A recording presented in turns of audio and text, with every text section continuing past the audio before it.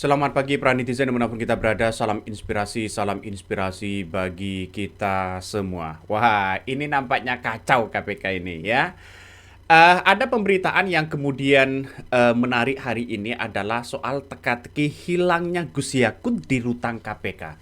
Jadi saya kira bahwa ya kalau sudah orang jadi tersangka lalu kemudian ditahan, itu sebenarnya alat bukti itu sebenarnya sudah cukup untuk mentersangkakan orang, bahkan menahan orang begitu. Kenapa ada perbedaan kepada Gus Yakut dengan tahanan-tahanan lainnya? Ada apa begitu kan? Apakah karena jangan-jangan ya Gus Yakut adalah tokoh agama atau bagaimana? Atau memang KPK ini ada nuansa pilih kasih atau bagaimana? Coba sampaikan kepada publik begitu kan.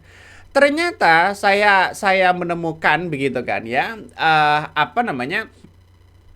jawaban begitu kan. Ternyata Gus Yakut ini ternyata menjadi tahanan rumah kabarnya. Sejak kapan dia begitu kan? Ya, apa relevansinya begitu kan untuk menjadi tahanan rumah begitu? Bukankah harus adil begitu terhadap tersangka lainnya?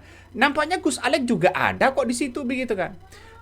Saya kira di rutan KPK ini kan harus sama di mata hukum begitu. Kenapa harus ada perbedaan? Kalau memang tidak ada alat bukti, kenapa kok ditahan? Ya, kenapa kok dijadikan tersangka? Kan itu segampang itu untuk menjelaskan kepada publik begitu kan. Kalau toh pada hakikatnya seperti ini, wah negara kita ya bisa saja kacau ini bos. Ya kacau. Coba kita lihat ya dan kita dengarkan apa yang disampaikan oleh istri Noel begitu kan ya. Coba kita dengarkan ya seperti ini. Gus Yakut ya. Infonya sih katanya keluar hari Kamis malam. Keluar hari Kamis malam. Iya. Ini Iya. Keluar Kamis malam pekan ini. Iya, sebelum hari Jumat ya kalau nggak salah. Infonya sih katanya mau diriksa ke depan, tapi sholat id kata orang-orang dalam ya nggak ada, beliau nggak ada. Berarti sejak Kamis malam keluar itu sampai dengan sholat id rekan-rekan di rutan tuh nggak pernah ngeliat. Nggak ada. Info tadi terakhir Jam 7:10 kata menurut info dari dalam ya. Gitu sih. kalau Panola sendiri di satu kamar sama siapa? Kalau Panoel berlima ya kalau nggak salah sama Om Jimmy. Bukan sama Gus Yakut ya? Enggak. Tapi informasi itu diketahui Panola dari sahabat teman rutan kalau Semuanya pada tahu kok, mengetahui gitu sih. Cuman mereka kan bertanya aja gitu kan, katanya ada pemeriksaan. Tapi kan nggak mungkin kalau menjelang malam takbiran ada periksa gitu kan. Sampai hari ini nggak ada. lagi sejak Kamis malam itu sampai dengan Jumat pagi nggak Nggak ada. Sampai sekarang nih nggak kelihatan. Coba aja kawan-kawan cari info lagi. Itu aja sih info. Nah, itulah tadi begitu kan ya apa yang kemudian disampaikan oleh mantan istri ya dari Immanuel Ebezer itu begitu kan. Jadi kalau toh pada hakikatnya begitu kan hilang begitu yang menjadi tahanan rumah, apa dasarnya? Nah, informasi ini sangat mengejutkan sekali begitu kan. Ya datang dari KPK yakni dari rutan ya KPK begitu kan ya terkait dengan mantan Menteri Agama Gus Yakut Holil Kaumas diduga sudah tidak berada di dalam rutan sejak Kamis malam ya 19 Maret 2026. Nah, ini banyak muncul spekulasi begitu. Semoga saja KPK nanti memberikan klarifikasi bagaimana kok sampai menjadi tahanan rumah dan sebagainya. Nah, kabar tersebut diungkapkan oleh Sylvia Rinita Harifa, begitu istri mantan Wakil Menteri Ketenagakerjaan Immanuel Ebezer alias Noel ya usai menjenguk suaminya di rutan KPK pada momen Hari Raya Idul Fitri. Nah, Sylvia ini mengaku tidak melihat keberadaan Gus Yakut selama kunjungannya. Bahkan ia juga mendapatkan informasi bahwa ya Gus Yakut tidak mengikuti pelaksanaan sholat Idul Fitri di lingkungan rutan KPK. Wih, ini sudah tanda-tanda ngeri, bos. Ada apa? Apakah karena jangan-jangan sebagai tokoh agama? Apakah karena jangan-jangan ada pilih kasih? Atau jangan-jangan begitu KPK sudah tidak begitu dipercaya lagi, main umpet-umpet sana sini begitu kan? Ini harus transparansi kepada publik. Jadi kita lihat saja begitu kan ya, KPK tidak sengacor yang mencari fakta dan data soal dugaan korupsi dana haji begitu, kota haji begitu kan ya. Jadi saya kira ini yang kita lihat bahwa persoalan-persoalan korupsi ini nampaknya terhadap lembaga KPK begitu kan, nampaknya tidak begitu percaya lagi begitu kan. Ya bayangkan.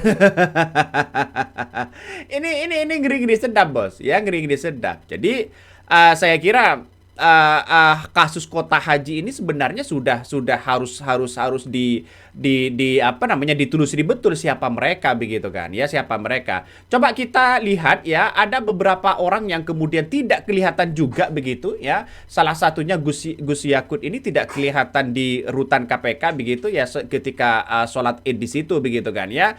Tapi pada akhirnya orang-orang mempertanyakan situasi dan kondisinya itu begitu kan. Nih, salah satu bukti bahwa ya di mana Gus Yakut tidak kelihatan sama sekali di rutan KPK begitu. Nah, apa dasarnya ya KPK ini menjadikan Gus Yakut ini menjadi tahanan rumah? Bukankah yang namanya keadilan soal hukum, kalau sudah jadi tersangka lalu kemudian ditahan, itu harus sama di mata hukum begitu? Kenapa harus ada perbedaan? Orang-orang kan pasti muncul spekulasi-spekulasi seperti itu begitu. Sangat disayangkan, KPK lembaga tertinggi yang dipercaya oleh masyarakat justru hari ini menunjukkan bagaimana bobroknya begitu kan lembaga institusi itu ya, ketika ada nuansa-nuansa yang namanya apa namanya, yang namanya ada orang jadi tersangka, malah jadi tersangka ditahan, tak menjadi tahanan rumah begitu. Ini sangat-sangat menunjukkan kebobrokannya. Ini harus dilihat begitu kan, ya. Kenapa ya, melihat soal keadilan ya, soal keadilan hukum ini harus menjadi transparansi tanpa diumpet-umpetin. Apakah karena jangan-jangan punya jaringan yang kuat, atau punya jaringan ini, punya jaringan itu di mata hukum, sehingga di mata hukum di negara kita justru ini akan menjadi tamparan keras kepada Presiden Prabowo Subianto. Ini Pak, ini kita lihat saja begitu kan ya, anak buah Bapak ya, institusi terbesar yakni KPK begitu kan ya, bisa melakukan seperti itu. Apa motif dan dasarnya begitu kan ya, sehingga menjadi tahanan rumah. Ini kan menjadi persoalan penting begitu. Jadi saya kira ini semoga saja ini bagian dari hanya sekedar informasi atau berita hoax saja begitu kan. Tapi kalau ini benar, sungguh memalukan KPK ini begitu. Masa sudah ditahan ya, sudah jadi tersangka, ditahan, alat buktinya sudah cukup, malah diumpetin begitu kan ya, disembunyikan untuk menjadi tahanan rumah. Ini kan tidak adil terhadap tahanan-tahanan yang lain begitu kan. Ini sangat memalukan sekali begitu. Coba kita baca begitu kan. Coba kita baca. Ini Komisi Pemberantasan Korupsi menjelaskan alasan tidak terlihatnya mantan Menteri Agama Gus Yakut Khalil Qaumas begitu di rutan KPK begitu kan. Penyidik telah mengalihkan jenis penahanan dari rutan menjadi tahanan rumah sejak hari Kamis. Budi menjelaskan bahwa permohonan tersebut dikabulkan dengan pertimbangan sesuai ketentuan dalam KUHP. Selama menjalani tahanan rumah, ya KPK tetap melakukan pengawasan dan pengamanan terhadap bersangkutan. Nah, pertanyaannya benar. Sekarang benar, bukan hoax lagi begitu kan ya. Saya menduga tadi hoax begitu kan. Sekarang sudah jelas begitu apa yang kemudian disampaikan itu. Kalau memang Gus Yakut ini menjadi tahanan rumah dikabulkan, kenapa dengan yang lain? Kalau yang lain akan mengabulkan begitu, kenapa nantinya begitu tidak diterima oleh KPK begitu? Kita lihat saja nanti begitu kan ya. Ini menurut saya pribadi KPK kurang tegas terhadap penindakan ini. Presiden Prabowo Subianto ya. Inilah wajah KPK hari ini begitu kan. Ini harus ada evaluasi betul Pak. Walaupun sudah standar sesuai dengan KUHP yang ada begitu, tapi kita lihat saja ini masalah soal hukum begitu kan. Berapa miliar ya, berapa ratusan miliar yang kemudian disita oleh KPK soal dugaan korupsi, dugaan kota haji ini begitu.